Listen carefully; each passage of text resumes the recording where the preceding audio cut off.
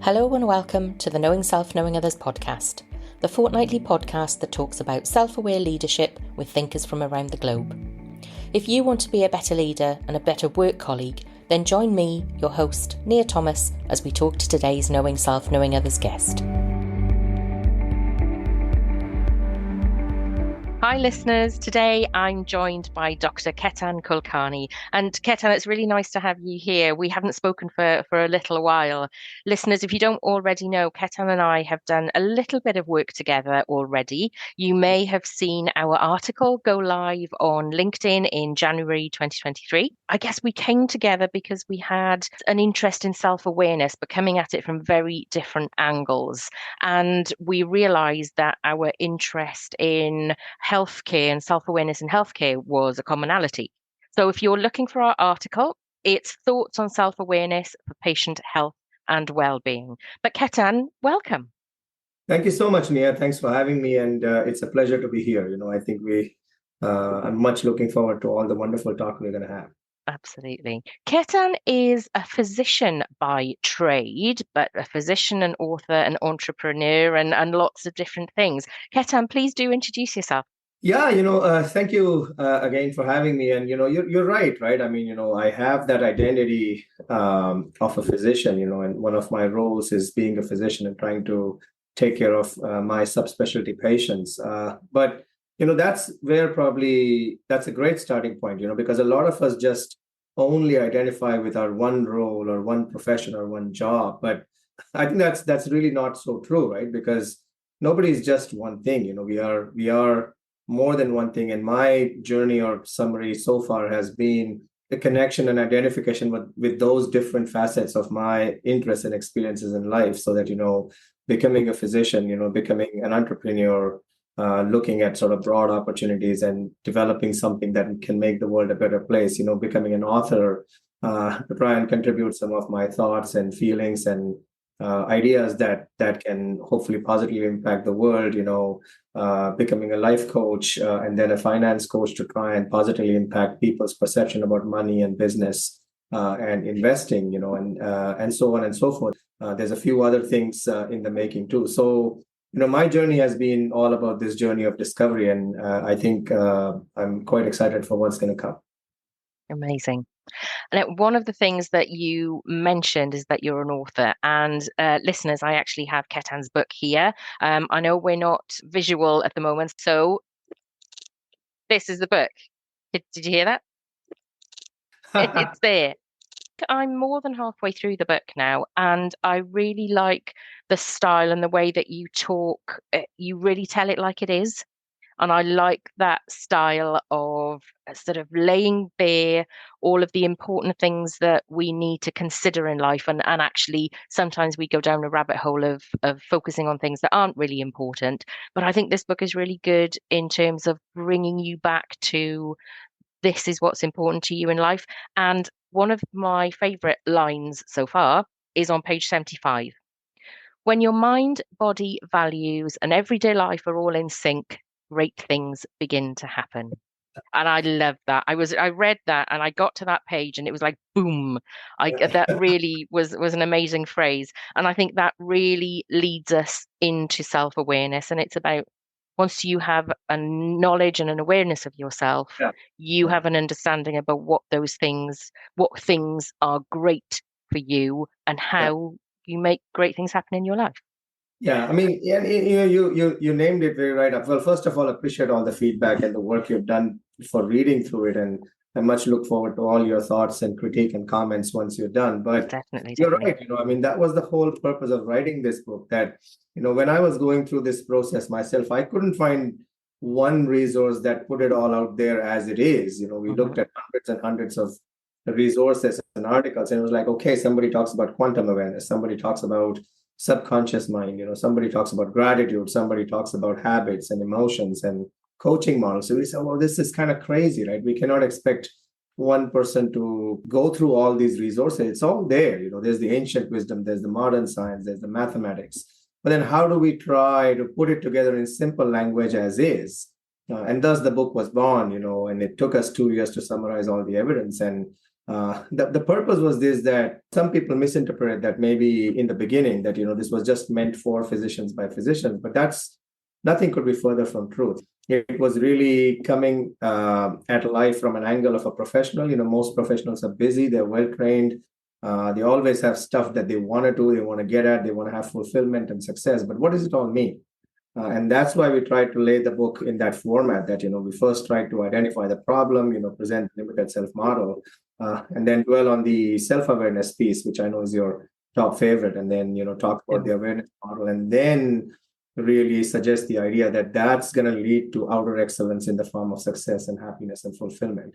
So you're right. I mean, that line is mind-blowing, because it's always been mind-blowing. I think life sort of follows to how we are internally, and how we are aligning ourselves. So and I forget that all the time. Just yesterday I was like unhappy, and I think the idea of the book was that we would have a resource, we would keep talking about it, everybody could use it as a coffee table resource, everybody would have an aha moment on a different page, and different times and different pages, right? So it was really, we tried to write it as a resource that could be read and reread, and it could be a companion for life sort of idea. And then it's a work in progress, right? We envision expanding the work, inviting other people to contribute, and sort of see how it goes from there. So it's been really fascinating.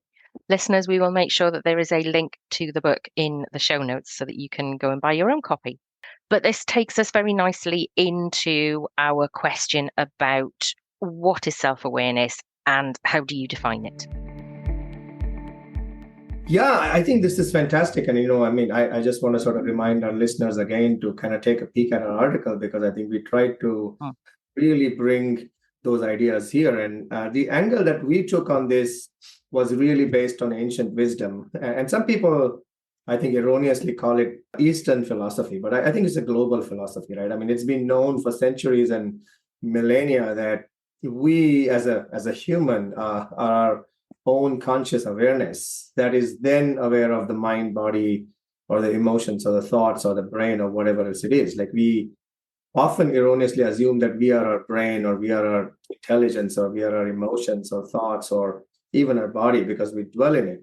But I think the ancient wisdom unanimously, when we were reading and trying to interpret it, suggests that we are our conscious awareness that is then aware of our brain, our intellect, our thoughts and emotions, and our body. So I think the idea of self-awareness to us is identifying that gap. It's not about separatism. I think it's about connecting, but recognizing that you are the driving force, and then integrating and putting it all together. And then that kind of nicely segues into people who want to do advanced spiritual work, and look at superconscious states of awareness, and so on and so forth. That's a whole separate topic, I think. But we came at it from the angle that this conscious self-awareness is accessible to everybody, and whatever we put our attention to is going to grow. And then if we keep bringing ourselves back to that center place, or grounding, or whatever word you want to call it, of being self-aware, and simply asking the question, like, it doesn't have to be a 6-month retreat in the middle of some nowhere. I think it's about just, okay, what am I thinking today? Why am I doing this? What does my body tell me? What is my emotion looking like? Why am I racing and writing my 100th paper, or whatever it is that you're pursuing and chasing? Is it truly your authentic goal? So once we start building on it, literature would suggest, or data would suggest, that it's going to keep growing, and you will feel this expanding awareness. And one of the modern scholars I really like is Eckhart Tolle, and he's put it beautifully, right? I mean, he talks about the present moment, and it's so intricately related to self-awareness. And being in the present moment is such a powerful thing that we all constantly forget. I mean, we kind of do our work and kind of forget about being in the present moment, and being able to objectively just witness whatever is happening. It's easy to say that don't react too positively to a positive thing that happens, and don't react negatively to a negative thing. It's very difficult. I think it needs to one has to really build the self-awareness, and build the capacity to do that. So that was our take on it, that let's present self-awareness as an evidence-based fact, as somebody who we truly are, in a fashion and format that's accessible to everybody. Let's try to debunk the myth that self-awareness is some form of awakening that's only accessible to advanced monks, or spiritual people, or the ascetics, or whoever it is that are very advanced spiritually trained people. We really thought that was not true. And a lot of ancient literature backed that it's always there It's like something hiding in the background. It's dormant, and you have to sort of feed it, nourish it, and bring it to the forefront. That's why in the second part of book two, we really try to focus it on self-awareness and build all the models around it, because we, simply speaking, we didn't find a better way. That was almost like the ultimate truth or the holy grail. We figured out that it has to all center around self-awareness. And I think the beauty of it is there doesn't have to be one way to define it, right? I mean, in your work, I've been following some of your work, and you've approached it very differently, but it still doesn't change the essence of it. It's something that's like a universal truth or an unchanging constant, if you will. Yeah, I think you're right that even though we come at it from a different direction and we have different thoughts about it, there are still lots of commonalities in our thoughts, ideas, knowledge about self-awareness and where it fits in the world. And one thing I wanted to clarify, that when you're talking about us and our, that Yeah. Ketan wrote his book with a colleague, Dr. Francis Yu. So even though Ketan and I wrote the article together, the book, I'm afraid I can't claim co-authorship of this as much as I would want to. Never know, that might be next in the cards, right? Hey, who knows? Yeah. Yes, sorry, I should have mentioned that. Francis Yu is a great friend and colleague, and he is so amazing that he can acquire so many roles. He's been a coach to me, he's a mentor to me, a friend, and listener. Sometimes you're ranting and venting out, and you're planning your ideas, and it's been pretty phenomenal. He's very focused on, or his area of expertise is very focused, of course, on holistic healing, but on the inner excellence piece, and that's been his sort of crux of training. He's kind of double trained, Eastern and Western trained physician, and he has a lot of interest in what they call thought work. So, that was a really good mix. Like I first came at it from the angle of outer excellence in the form of success and, finance and fulfillment and all of that. Soon we realized that, well, you can't have one without the other, and pretty much you are going to have outer excellence only after inner excellence. So it was a very clear segue that, let's kind of find the problem, let's talk about inner excellence and how it's accessible to everybody. And then that will automatically lead to outer excellence. And I mean, so many times we test the hypothesis or ideas presented in the book, and so far so good. I mean, we apply it to different people, different, even critiques, they come at it and they say, well, I don't agree with this. But then when you walk them through the model, they say, well, yeah, that kind of makes sense. So it's very gratifying to Yeah. prove it again and again and again. And because I think it's not, as you would probably agree, like it's not something we invented. I think it's something we've understood and accessed and now presenting to other people. So it's sort of universal truth, if you will, in a simple language. Right? We have all these amazing things already there. How can we access them to live the best of lives we can and create the best we can and contribute the best we can?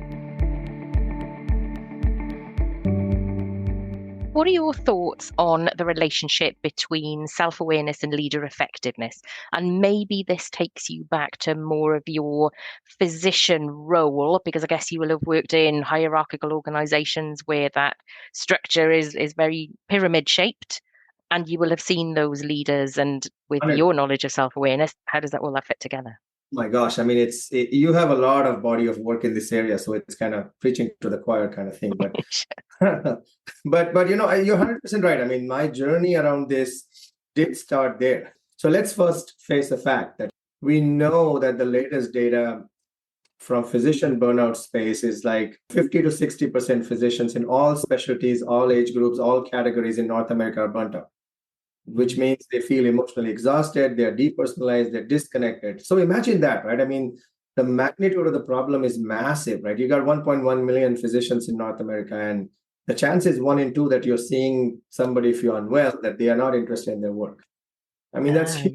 Yeah, I mean, absolutely. that's a big problem, right? And then the data translates similarly in the job dissatisfaction and burnout rates in all other major professions we looked at, right? I mean, I know a number of engineers and lawyers and everybody else. So I think the battle is big and huge. Like this is probably one of the biggest problems we're going to face in 21st century, along with climate crisis and hunger, is that people are burnt out and they're unhappy and they're unfulfilled. And no matter how many Ferraris they buy, they're still, and there's so much disgruntled behavior that, I traveled all over different conferences across the globe, presenting all my research. And I had the opportunity to meet a lot of global experts. And I've said this on many podcasts, when I would ask, well, how is it going? They would be like, oh my gosh, it's so busy and it's crazy. But they never say, this is great. I'm doing great. You want that this world expert is feeling and doing great. So quite likely, if you just follow the trajectory, that's where you're going to end up. And I thought that's not okay, that, you want to be very productive,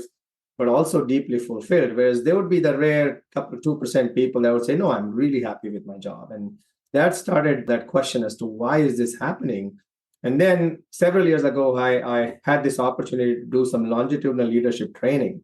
That really sort of got my wheels spinning. This was probably starting in 2017 into 18. And I had a lot of different workshops and courses I did. I did executive leadership certification.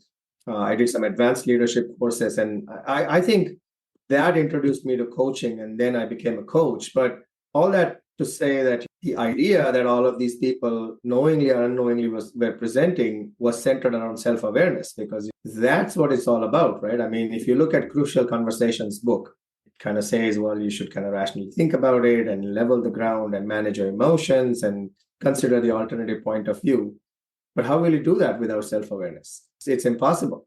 And that's why conversations don't work, because people's emotions run high and they cannot deal with it. So that's where that kind of breaks down occasionally in terms of lack of success. And they say it again and again, if you're not able to manage your thoughts and emotions, this is not going to work. Or if you look at any other leadership theory, like the theory U or there's so many leaders to talk about. But I think they come at it, sometimes they mention self-awareness, sometimes they don't, but they all come at it from that angle, right? I mean, we see so much in sort of these complex organizations called the universities or hospitals or whatever. A lot of people have been in those leadership positions by default or by promotion or by this and that. But often they're not trained leaders. Right now it's changing. I mean, a lot more leaders are getting trained and they're very self-aware leaders. So they have their own style, and the expectation is others morph to that style. And that doesn't work, right? We know that highly productive teams don't like to be directed. They like to co-lead, right? I mean, so that comes back to the idea of what does a leader really mean? We presented some of those ideas in a book that by leadership, we are really talking about first being able to lead yourself and grow, and then have that growth mindset and have the ability to be transparent and vulnerable and kind of establish some goals and mission and vision. The biggest role of a leader is to bring out the best in other people.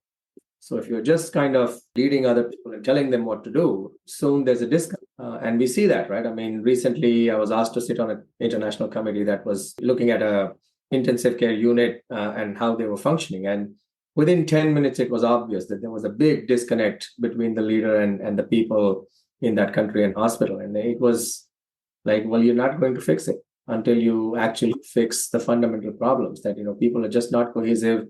The leader was very not self-aware, and it came down to coaching the leader. That, you first need to get the leader coached to see what their blind spots are and how they're effective. The sad part is that we often see in movies, you got this kind of gruff, powerful bull in the china shop person that gets the work done. But there's a big price to be paid at the end of it, and probably there's a lot less achieved as a result of that. So not to say that we want decision paralysis. I think you have to be very efficient. I had the privilege of being trained by the likes of Janice Stein. She's a big Canadian international leader, And she said, the way they run meetings, I mean, this is a person at international level, negotiations around relationships, like those are big things, right? I mean, they're confidential, they're big things. But she was talking about the process. She said, well, you got a 1-hour meeting. When do you think we've made a decision? And people like, well, you need the last 10 minutes and this blah, blah, blah. She said, no, by minute 20, we've made a decision. By minute 30, we are on the process. Nobody wastes time. How do you conduct meetings? And it was phenomenal. She said, well, it doesn't matter who's the boss. Like, they have so many ground rules on meetings. You have to be prepared. It's like, she was joking, I think. You have to be bright, brief, and gum. Like, you got your 2 minutes and you got to present what you said, and you have to present it succinctly.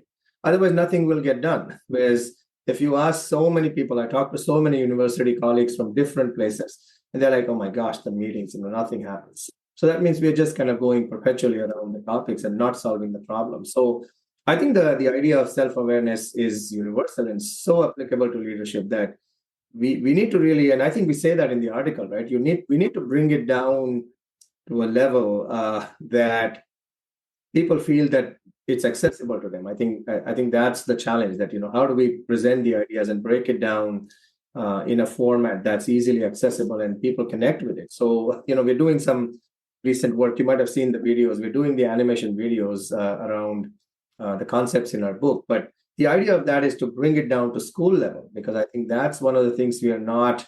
At least I didn't learn it. How do we learn to manage our thoughts and emotions? It comes down to that, right? I mean, the fundamental problem is that most people are not even aware that that's an option. You Yeah, don't I have to agree. wait till you grow up as an adult and become a coach. How many people do that?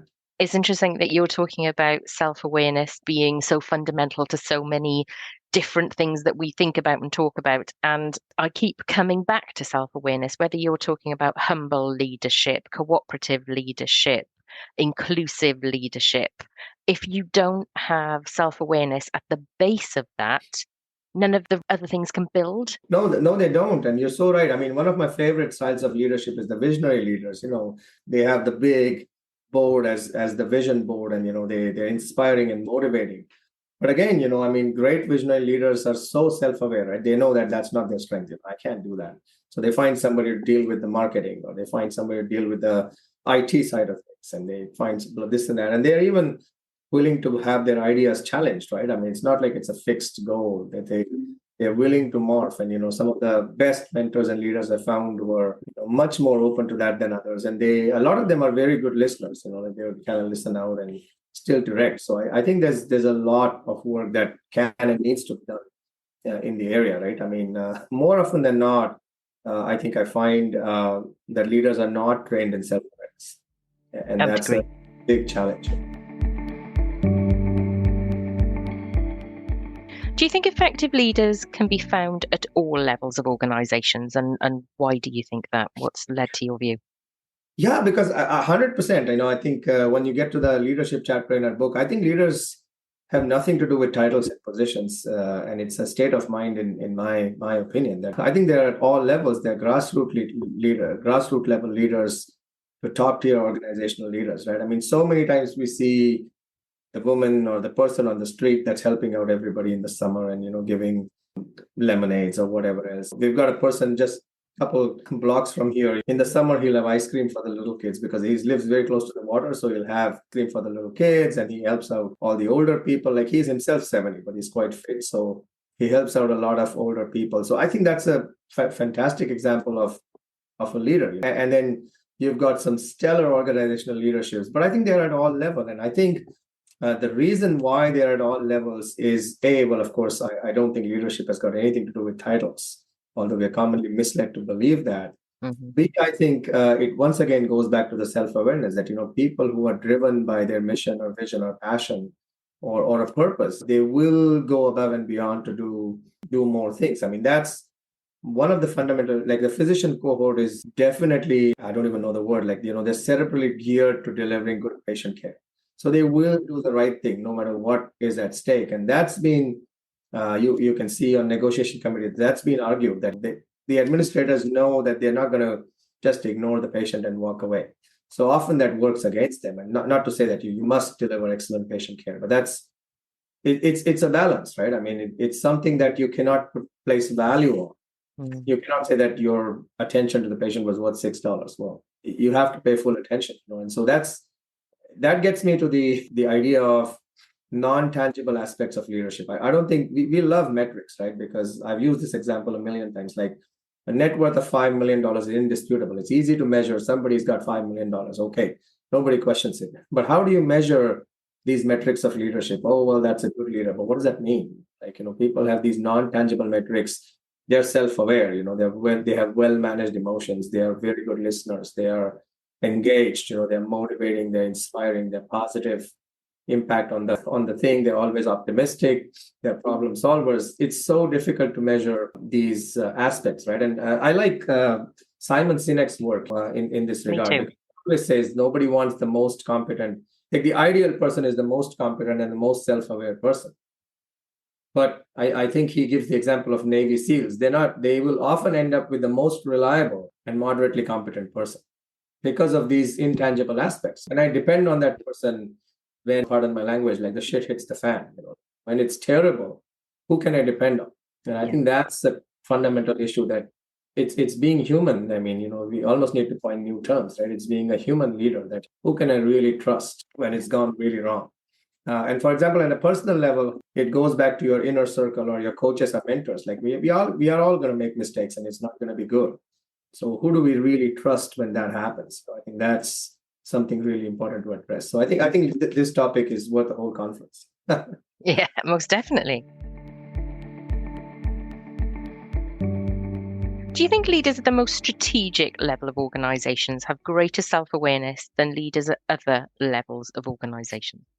Well, I wish that was true, and I think it should be true. But then that would take an entire culture shift, where we bring, like the legend request or self-awareness at the forefront of our culture. I think we'd have to shy away from what do they call the KPIs, the key performance indicators, Yeah. and make it more around, knowledge and vision and vulnerability and transparency. Globally, whenever I've interacted with people, I think I've often found that and not found that. But I think some of the key organizations have found that is some of the big businesses, like like a friend of mine has been working at Microsoft for like 20 years, and he will not move no matter what somebody offers to him. Hmm. Now that tells you something, right? That means that he's very engaged with his team, and the high level leadership really make sure that people are engaged and they know the vision and mission, and then they are really sort of part of a high performing team. So he's been there for 20 years. But then people often argue, like when I'm invited to business school for a talk, they will say, well, yeah, but business says it's easy to measure because their ultimate outcome is their dollar output, right? I mean, say you made whatever 10% profit. It gets much harder in like healthcare system or old age homes, or you cannot place value on providing good service or value on patient experience or challenges that you face working with a large team. Yeah. So I think it's something that we have to work on as a global community, and accept that that's at the forefront, that we require high level leaders to be very self-aware. And I think there's ways to do it. I mean, there's transparent 360 feedbacks, there's continuous assessments at all levels. There have to be yardsticks in place as to what you're going to do if somebody is not performing at an optimum level, or there's too many complaints. Like a lot of time what happens is you got a toxic leader, people complain, nobody listens, people wait it out till that person retires. That's not the solution. We need better solutions, like the Googles of the world and the Microsofts of the world employ. It's not about letting go of people. It's about a behavior change, that, well, this is what the expectation is, and you're going to have to pull up your sock to train to that level. So I Yeah. think it doesn't have to be punitive. I think it has to be more around convincing them about the value of all these concepts of leadership, so that they can grow into the right type of leader that the organization needs. So I think I see it as a culture shift challenge. I think you're right that when you have organizations where something tangible like money or how many units of a product have you created, that is more tangible and that's easier to measure. But when you work in public sector organizations, public administrations like health, local government, how do you measure if an organization and their leaders are effective? What are you seeing? So you're seeing the change in the community, but I think that staff turnover within an organization is pretty indicative of whether people are happy in that organization and whether they're sticking around. Because, like you said, your friend has been around in Microsoft for 20 years. Well, there's obviously something good happening there.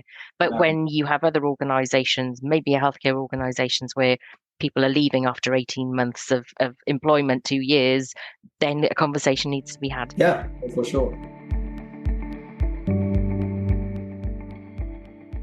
What do you think is an effective way to develop self-awareness? So you've mentioned 360s and various supervisions and coaching. What is your go-to? If you have to say the one that you found that's most effective, and if you had somebody who was really lacking in self-awareness, where would you send them first? Yeah, I think that's a fantastic question. I mean, and I think it's a very deep question. And I and Francis talk about this all the time. So the linear coaching models would say that, you always got to start with the fact, and then you look at your thoughts and then emotions and then actions and outcomes. And you constantly go through that one model. But I think in our book, we try to present a broader model, because for the fact that some of us are thinkers, some of us are feelers, and some of us are more physical. Like, I mean, or some of us are more sort of holistic. So I think different things work for different people, right? I mean, if you're a thinker, you could start with the why, say, okay, I'm getting stuck in this rabbit hole. Let's back off, start with that why. And the more you practice, the shorter your reflex time will be to center back on awareness.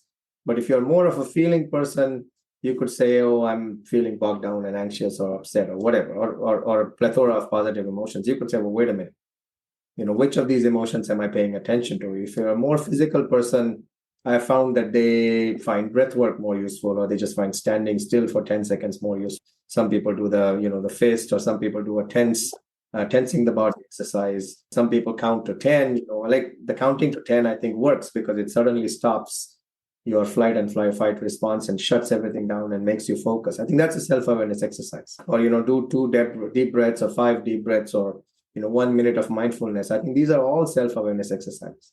People have given different types of names based on whatever group they're catering to. So, I think all of them work. And that's why some of the stuff we mentioned in the book was sort of, we didn't want to make it too confusing there. So we didn't talk about all these different sectors. But I think my answer would be that whatever 2 or 3 anchors you find work for you, we should all develop. The more we develop those anchors, the quicker we'll remember to get to them and say, okay, well, wait a minute, this is not working. I need to. But for some people, it's a 2-minute break. They go down the hallway and walk, or some people go walk back and forth for 10 minutes and they kind of cool off and come back. For some people, it's fresh air. Whatever works for you. If you develop those mental triggers over time, they will be ready to serve you when you need them. And I think that's a brilliant place to end our conversation. I will say that you have inspired me to start thinking and putting down on paper what are effective ways to develop self-awareness that people are talking about. Yeah. And as you mentioned at the beginning, I have a 3-layer model of self-awareness. So what I'm trying to do is to pin some effective mechanisms to these 3 layers. And really that came to me as I was reading your book. I had a light bulb moment and I thought, I really need to write this down. So thank you very much for that. No, that's perfect. Maybe that's something we can talk about, afterwards. Yeah, definitely. That's a perfect collaborative opportunity that would, I think, have pretty strong impact on our globe. I think you're right. Yeah, most definitely, because people are looking for ways to develop their self-awareness. And when people don't live and breathe it like you and I do, sometimes these tools and techniques are not as readily available to them, which is why one of the reasons you've written your book. Listeners, we will make sure that there is a link to The Legendary Quest, Ketan and Dr. Francis Yu's book, in the show notes, and we will make sure that we can link you to Ketan on LinkedIn and anywhere else where you can find him and make that connection. Ketan, it's been such a great conversation. I really hope that we'll be able to work together in the future, because I think that with your scientific and your view about the world, with my research, and maybe even Dr. Yu, we can all come together and put our heads together, and 3 heads are better than 1. So it's been absolutely brilliant. Thank you so much for joining me. No problem. That was great. Thank you so much.